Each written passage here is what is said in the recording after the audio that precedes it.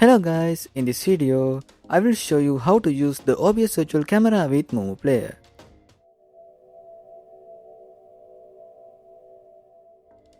First, open your browser and search for DroidCam Virtual Output. Then open the first website and click Go to Download. After that, download both DroidCam Virtual Output and the drivers. Once they are downloaded, install both setup files. After that, right-click on this PC and select Manage. Then go to Device Manager, find your real webcam, right-click on it and disable it. Now close Device Manager and open OBS Studio. Then click on Tools and enable DroidCam Virtual Output.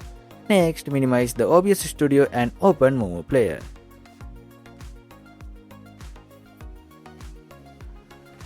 I have already installed the camera app and the camera used app from the Play Store. First, I will open the camera app. And as you can see, the OBS Virtual Camera is working perfectly in MuMu Player. If I open the Monkey app, it also detects and uses the OBS Virtual Camera without any issues.